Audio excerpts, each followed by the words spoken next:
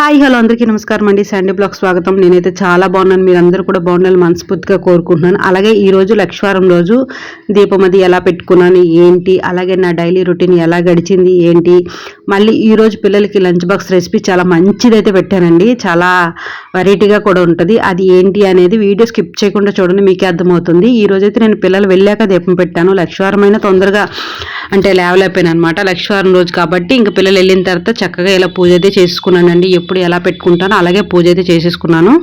మీరు అనుకుండొచ్చు, అన్ని పూలు ఒకసారి ఎందుకు పెట్టేస్తున్నావు సంధ్య, కొంచెం ఉంచుకోవచ్చు కదా, లేనప్పుడు ఏకంగా ఖాళీ చేసేస్తున్నావు అని చెప్పేసి. అలా కాదండి, పూలు ఏంటంటే నేను 2 రోజులకి 3 రోజులకి సరిపడా ఒకసారి తీసుకుంటాను అనమాట. ఒక్కోసారి పూలు ఫ్రెష్గా ఉంటాయి, ఒక్కోసారి ఏమో వచ్చి వాడిపోతాయి, తడిగా అయిపోయి కొంచెం ఇదిలా అయిపోతాయి. ఇంకప్పుడు అలాంటప్పుడు ఉంచడం వేస్ట్ అని చెప్పేసి నేను అంతా ఒకసారి ఎప్పుడైతే అన్ని పాడైపోతాయో లేదో సిచ్యువేషన్ చూసి దేవుడి దగ్గర అంతా పెట్టేసుకుంటాను. ఇంకా నా పూజ అది రెగ్యులర్గా ఇలా అయితే అయ్యింది. అలాగే ఈరోజు చాలా మంచి రెసిపీ చేస్తానన్నాను కదా, అది ఏంటి అంటే వెజ్ కీమా రైస్ అనమాట. వెజ్ కీమా రైస్ ఏంటి సంధ్య, కీమా లేకుండా ఎలా చేస్తావు ఏంటి అనేది వీడియో స్కిప్ చేయకుండా చూడండి, మీకే అర్థమవుతుంది. ఫస్ట్ అయితే ఈరోజు మరి ఇంకో విషయం కూడా చెప్పాలి. దేవుడు బల్ల కింద ఈరోజు స్పెషల్గా ముగ్గు అనేది పెట్టలేదు. అంటే బయటికి వెళ్ళే చిన్న పనులు అయితే ఉన్నాయి, ఆ హడావిడిలో నేను స్పెషల్గా ముగ్గు అది పెట్టలేదు. దానికి తోడు లంచ్ బాక్స్ అయితే ఈరోజు పిల్లలు వెళ్ళినప్పుడు ఇవ్వలేదు కాబట్టి ఇవన్నీ చేసుకొని నేను 10:30 కల్లా అతనితో బయటకి అయితే వెళ్ళాలి, చిన్న పని అయితే ఉంది. అందుకని చెప్పేసి గబగబా రెడీ చేస్తున్నాను. అందుకే ముగ్గులు అవి లెగడం లేటు, ఆ తర్వాత అన్ని లేట్ అయిపోయాయి అనమాట. అయితే ఇప్పుడైతే మంచి రెసిపీ గురించి అయితే స్టార్ట్ చేసేస్తున్నాను.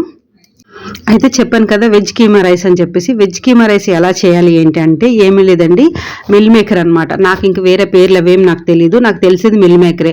సోయాబీన్స్ అవేవి అంటారు, నాకు అవేం తెలియదు. నాకు తెలిసి నేను చిన్నప్పటి నుంచి వినే పదం ఒకటే మిల్ మేకరు. మిల్ మేకర్ ఏంటంటే వేడి నీటిలో నానబెట్టేసి అవి వాటర్ అంతా బాగా పిండేసి అవి బాగా తురిమేసుకోవాలన్నమాట. నేనైతే ఎలా తురిమానంటే చాపర్తోని శుభ్రంగా తురిమేసి అప్పుడు అవి ఏంటంటే కొంచెం ఆయిల్లో ఫ్రై చేసుకోవాలి. అంటే కొంచెం స్మెల్ అది పోతుంది కదా, అలా అని చెప్పేసి ఆయిల్లో బాగా ఫ్రై చేసుకోవాలి. అవి మీకు ఓపిక ఉందంటే చిన్న చిన్న ముక్కలుగా చేతితో చేసేసుకోవచ్చు, లేదు టైం లేదంటే చాపర్తో చక్కగా మిల్ మేకర్స్ టైట్గా పిండేసి చాపర్లో వేసుకుంటే చక్కగా మనకి చిన్న చిన్న కైమలాగా అయిపోతుంది అనమాట. అయితే ఇప్పుడు అది బాగా ఫ్రై అయిపోయి నూనెలో కొంచెం వాసన అది పోయినట్టు బాగా ఫ్రై చేసుకోవాలి. మనకి ఏపుతుండేటప్పుడు కూడా వాటర్ అనేది వస్తుంటుంది అనమాట, అదంతా పోయేంత వరకు మినిమం 80% ఫ్రై అయిపోవాలి. అయితే ఇప్పుడు ఏంటంటే అది సెపరేట్ చేసేసుకొని కొంచెం కళాయిలో ఆవాలు, జీలకర్ర, పచ్చిమిర్చి, నూనె కూడా వేయాలి, మళ్ళీ డౌట్ రావచ్చు మీకు. ఆయిల్ వేసి ఆవాలు, జీలకర్ర, కరివేపాకు అవి వేసుకున్న తర్వాత మనం తినే కారాన్ని బట్టి, అలాగే పిల్లల కోసం నేను ఏదైనా ప్రిపేర్ చేస్తాను కాబట్టి ఖచ్చితంగా కారం అనేది తక్కువ వేస్తాను, ఎక్కువైతే వేయను. నేను తీసుకునే రైస్కి నేనైతే 2 పచ్చిమిర్చి వేసానండి, అంతే, ఇంకెక్కువ ఏం వేయలేదు. ఇవి బాగా కలుపుకోవాలన్నమాట ఫ్రై అయినట్టు. ఇవి బాగా ఫ్రై అవుతున్నప్పుడు ఉల్లిపాయ ముక్కలు ఇలా పొడువుగా పెద్ద ముక్కలు అనేది కట్ చేసుకోవాలి. నేను వీడియోలో చూపిస్తున్నాను కదా, చేసి పెద్దలు కట్ చేసి ఇలా స్మాష్ చేస్తే కనుక విడిపోతాయి అన్నమాట. అప్పుడు ఇవి వేపేటప్పుడు చక్కగా బాగా ఫ్రై అవుతాయి. ఇవి బాగా ఫ్రై అయిన తర్వాత కొంచెం అంటే కొంచెం అల్లం వెల్లుల్లి పేస్ట్ వేయాలన్నమాట. ఎక్కువ అవసరం లేదు, కొంచెం అంటే కొంచెం వేసుకుంటే సరిపోతుంది. కాకపోతే ఉల్లిపాయలు అనేది ఒక 50% బాగా ఫ్రై అయిపోవాలి, ఆయిల్లోనే బాగా ఫ్రై అవ్వాలి ఉల్లిపాయలు అనేది. ఇది ఏంటి అంటే మనకి లంచ్ బాక్స్లోకి చాలా ఈజీ అయిన రెసిపీ. పిల్లలు మిల్ మేకర్స్ చాలా ఇష్టంగా తింటారు, మనం కూడా చేయడానికి కూడా ఈజీగా ప్రాసెస్లో ఉంటుంది అనమాట. ఈ మధ్యన లంచ్ బాక్స్ రెసిపీస్ అయితే ట్రై చేస్తున్నానండి, చాలా బాగా వస్తున్నాయి. నాకు వాటి వల్ల కూడా ఫాలోవర్స్ పెరిగారు, అందుకని చెప్పేసి నాకు తెలిసినవి అయితే నేను మీతో షేర్ చేసుకుంటున్నాను.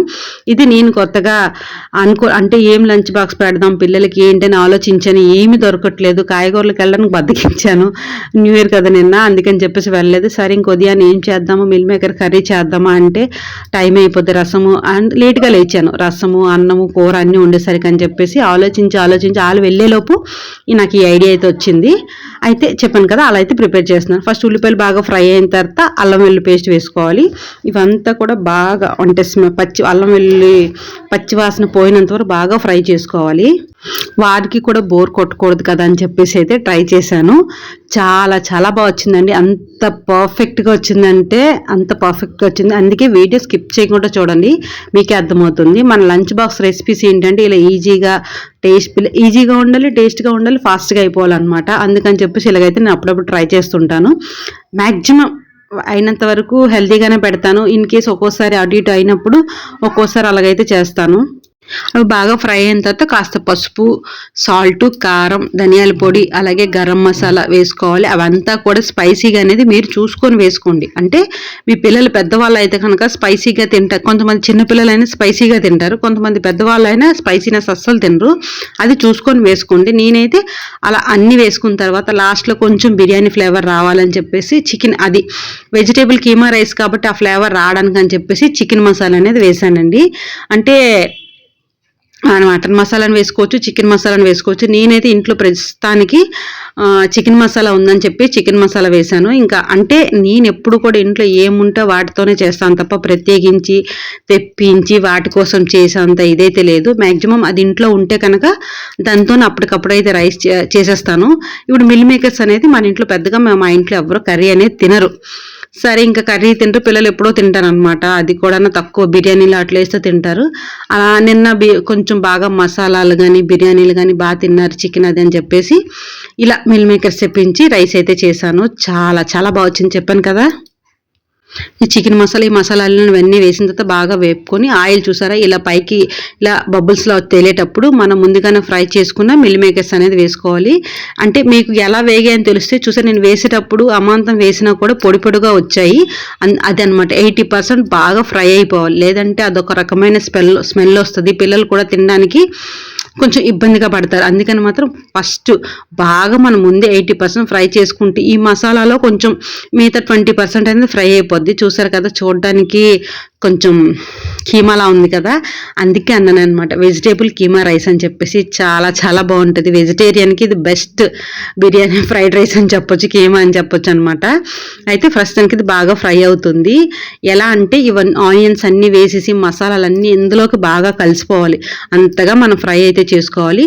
నేను రైస్ అనేది ముందుగానే బాయిల్ చేసేసి చల్లగా పెట్టాను అనమాట, ఫ్యాన్ కింద అయితే పెట్టాను. అప్పటికి పెట్టినా కూడా అది కాస్త అయితే చల్లగా అవ్వలేదు. ఎందుకంటే టైం చెప్పిన లెగడం లేట్, అన్ని పనులు లేట్ అయిపోయి రైస్ కూడా అంత తొందరగా. ఎప్పుడు కూడా నేను ఏదైనా రైస్ ఇలా చేస్తే అతనికి అప్పుడప్పుడు కలపమంటాను అనమాట. మీరు కలుపుతుండండి, ఈ లోపల చల్లగా అయిపోద్ది. అటు తిరిగి ఇటు తిరిగి అతను కలిపేస్తే చల్లగా అయిపోద్ది కదంటే. ఈరోజు అతను ఏదో మాటలు పడి వదిలేశారు, అది పైపైన చల్లగైంది, కింద కింద చల్లగా అవ్వలేదు. కానీ నాకు టైం లేక ఆ వేడి రైసే వేసేసాను. మరి అంతకు మించి టైం అయితే సరిపోలేదు. అంటే మరి ఏం చేస్తాను, ఇంకా తప్పని పరిస్థితుల్లో ఇంకా వేడిగా ఉన్న వేయాల్సి వచ్చింది. అదే బాస్మతి రైస్ అవి అయితే కనుక నేను ఎప్పుడు అంతగా బాస్మతి రైస్ వాడలేని, ఇంట్లో ఏ రైస్ ఉంటే ఆ రైసే తప్ప ప్రత్యేకించి దేనికోసం అయితే తెప్పించను. ఇంకెవరైనా స్పెషల్ వస్తే, ఇంకేదైనా ఇంతకన్నా స్పెషల్ ఐటెం ఏదైనా చేస్తే బాస్మతి రైస్తో చేస్తాను తప్ప ఉత్తిగా అయితే ఏం రైస్ అయితే ఖర్చు పెట్టను, వచ్చి అది తెప్పించడాలు అలాంటివి ఏం చేయను అనమాట. ఇంకా ఆ రైసే కొంచెం వేడిగా ఉన్నా సరే ఇంకా వేసేసాను, ఇంకా టైం లేక. మీరు మాత్రం వేసేటప్పుడు రైస్ అనేది బాగా చల్లగయ్యాక వేసుకోండి. అలా అయితే ముద్దగా అవ్వదు, లేదంటే ముద్దగా అయిపోతుంది. అయినా ఇది కొంచెం పొడి పొడిగానే ఉంది, కానీ ఇంకా బాగుంటుంది అనమాట.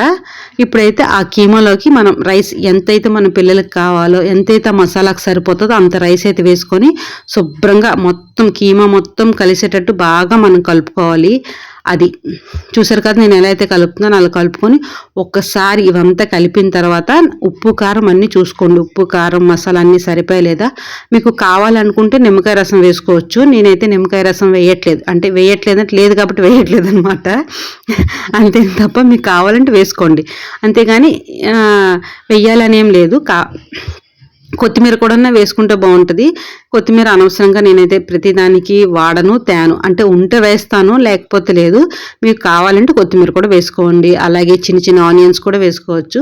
కాకపోతే మా పిల్లల వరకు నేను చేస్తున్నాను కాబట్టి వాళ్ళు ఎలా అయితే తింటారో, వాళ్ళు ఎలాగైతే కంఫర్ట్గా ఫీల్ అవుతారో అలాగే చేశాను. రైస్ అయితే ఇంకా మొత్తం వేగుతున్నప్పుడు కూడా చాలా చాలా మంచి స్మెల్ అయితే వస్తుంది, చాలా బాగుంది. మామూలుగా అయితే నాకు మిల్ మేకర్ అస్సలు నచ్చదు, ఎలా వండినా కూడా నాకు అదైతే నచ్చదు. కాకపోతే ఏంటి, ఇది స్మెల్ చూస్తూ చాలా బాగా అనిపించింది అనమాట. సూపర్గా ఉంది టేస్ట్.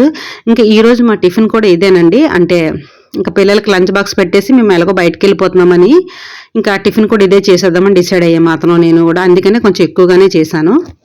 మొత్తానికైతే ఎట్టకేలకి వెజిటేబుల్ కీమా రైస్ అయితే రెడీ అయిపోయిందండి. సూపర్ టేస్ట్ అనమాట. పిల్లల లంచ్ బాక్స్లోకి ది బెస్ట్ రెసిపీ అని చెప్పొచ్చు. మీరు ఇంట్లో ట్రై చేయండి. నేను కూడా ఒకసారి ఇది ఎలా వచ్చింది ఏంటని అతను నేను ఒకసారి అయితే చెక్ చేసాం.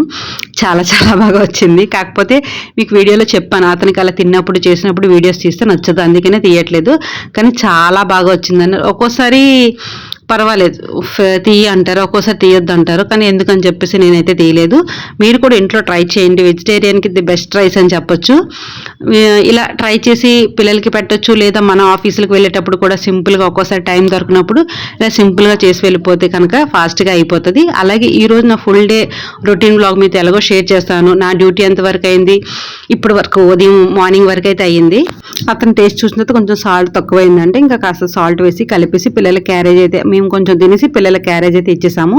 ఇంకా మధ్యాహ్నం ఎక్కడికి వెళ్తున్నాం అని అంటే మా వదినకి షాపింగ్ అయితే బట్టల షాపింగ్ అయితే ఉంది, అక్కడికైతే వెళ్ళాలి. కాకపోతే ఉదయం అని చెప్పేసి మళ్ళీ నైట్ చూపిస్తుంటే మధ్యాహ్నం షాపింగ్ చేశానండి. ప్రాణం విసుగొచ్చింది అనమాట ఈ జనంకి. ఒక్కటి అంటే ఒకటి అడిగితే ఇంకోటి ఉండట్లేదు, ఇంకోటి అడిగితే ఇంకోటి ఉండట్లేదు, చిరాకు వచ్చింది అనమాట. మళ్ళీ షాపింగ్ మాల్స్ కిటకిటకిటలాడుతున్నాయి వీడియోస్ తీసి, అంత ఓపిక టైం కూడా నాకు లేదు. అందుకని చెప్పేసి మధ్యాహ్నం ఏం వీడియో తీయలేదు. ఇంకా యథావిధిగా ఇంటికి వచ్చి ఏదో ఉంటుంది తినేసి పిల్లల్ని స్కూల్ నుంచి తీసుకొచ్చిన తర్వాత అతను నేను కలిసి మళ్ళీ బయటకు అయితే వెళ్ళాము. షాపింగ్ మాల్స్ చూడండి, లైటింగ్ స్టార్ట్తో మనకు పడేయడానికి లైటింగ్లు అవన్నీ పెడతారు. జగదాంబ అయితే మామూలుగా లేదు ట్రాఫిక్ ఇదంతా. అంటే మేము ఒక పని మీద అయితే బయటికి వెళ్తున్నాం, అది కొన్ని వాళ్ళని ఒకరిని కలవడానికి అనమాట. అందుకని చెప్పేసి వెళ్తే చూడండి లైటింగ్లు అయితే జగదాంబ పండగ రాకముందే పండగ వాతావరణం అయితే వచ్చింది. లైట్లు అవి ఇవి కళ్ళు అయితే మనకు పట్టకుంటున్నాయి. కాకపోతే లైట్లు వాటిలోనే మనకు పడేస్తారనమాట. వీళ్ళు జనం అయితే ఒక షాప్ నుంచి వెళ్తుంటే రావడానికి ప్లేస్ లేదు, అంత జనం అయితే ఉన్నారు, మామూలుగా లేదు. ఇక్కడ జగదమ్మ దగ్గర పెద్ద చర్చ్ ఉంటుంది కదా, చర్చికి లైటింగ్ అయితే చాలా చాలా పెట్టారు, చాలా బాగుంది లైటింగ్ అది. ఇంకా జగదాంబ ఎవరైనా వెళ్ళాలనుకుంటే కనుక ఈ టైంలో చాలా జాగ్రత్తగా వెళ్ళిరండి, చాలా రష్గా ఉంది. ఎందుకు జాగ్రత్తగా వెళ్ళిరండి అని చెప్తున్నానంటే మార్నింగ్ చెప్పాను కదా షాపింగ్కి వెళ్తానని చెప్పేసి కొన్ని అవసరం ఉండి మళ్ళీ జగదాంబ అయితే వెళ్ళాను. అక్కడ ఏంటంటే నేను ఒక ఐటమ్ చూస్తున్నాను రోడ్డు మీద, ఒక ఆమె ఆటో అయితే దిగింది. ఆటో దిగ్గానే ఆటో వాడు ఆమె దిగింది లేదో చూసుకోకుండా ఫాస్ట్గా లాగేశాడు. లాగేయడంతో ఆవిడ అమాంతం పడిపోయింది. ఇంకా పక్కనే చున్నీ అతను లాగకపోతే కనుక ఆమె తల ఏమయ్యేదో. ఆమె కూడా తల కొంచెం పైకి ఎత్తింది కాబట్టి సరిపోయింది. వితిన్ సెకండ్స్లో ఒక బండి ఆమె మీద ఎక్కేయాల్సిందనమాట. అందుకని చెప్పేసి జగదాంబ వెళ్ళేటప్పుడు చాలా జాగ్రత్తగా ఉండండి. షాపింగ్ చేస్తున్నాం కదా అని చెప్పేసి కింద మీద ఎవరు చూసుకోకుండా ఉండొద్దు. అలాగే ఇంకా ఉదయం అయితే అది అయిపోయింది. ఇంకా నైట్ మళ్ళీ ఒకళ్ళు చెప్పాను కదా మా చెల్లి వాళ్ళని కలిసి వచ్చేటప్పుడు కేజీహెచ్ కొంచెం ముందుకి ముందుకు అలాగే ఆటో వాళ్ళు బైక్ తప్పు రెండుతో ఎవరితో తప్పు మాకైతే సంథింగ్ నాకు తెలియదు, కానీ మళ్ళీ బండి మీద ఇద్దరు కుర్రోలు అయితే పడిపోయారండి. చాలా రస్గా ఉంది. అందుకే మరీ అందరికీ చెప్పుకుంటున్నానండి, ప్లీజ్ రిక్వెస్ట్ చేసి మాట్లాడుతున్నాను. రిక్వెస్ట్గా మాట్లాడుతున్నాను కదా చెప్తున్నానండి. ఎందుకంటే రెండు ఉదయాన్నే ఈరోజే చూసేసరికి నాకు భయం వేసింది. జగదాంబాలో అంత రష్గా ఉంది. ప్లీజ్ ఎవరైనా షాపింగ్కి వెళ్ళేటప్పుడు మన దృష్టిలో ఉండండి. అలాగే పిల్లల్ని చాలా జాగ్రత్తగా చూసుకోండి. పిల్లలు కూడా వాళ్ళకి ఏం తెలియదు, ఇటు చూసి ఇటు ఈ జనాల్లో వాళ్ళు ఎటు వెళ్తారో కూడా వాళ్ళకి తెలియదు, కనీసం అడ్రస్ చెప్పడం కూడా కొంతమంది పిల్లలకైతే రాదు. అందుకని షాపింగ్కి వెళ్ళినా ఎక్కడికి వెళ్ళినా పిల్లలు చాలా జాగ్రత్తగా చూసుకోండి. నేను నిన్న జగదాంబ చూసిన విషయాలు 2 విషయాలు చూసేసరికి నాకు చాలా భయం వేసింది. ఇంతకు మించి నేనైతే ఏమీ చెప్పలేను.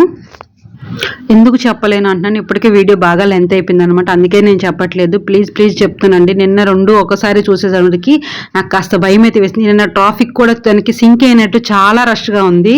అందుకు నాకు చాలా భయం వేసి మీకైతే షేర్ చేస్తున్నాను. ఈ చిన్న విషయం అంటే మీ వరకు వస్తుందో నాకు తెలియదు, కానీ నా వంతు నేను నా డైలీ రొటీన్లో నేను ఏదైతే చూసానో అది నేర్చుకున్నానో మీతో షేర్ చేసుకుంటున్నాను.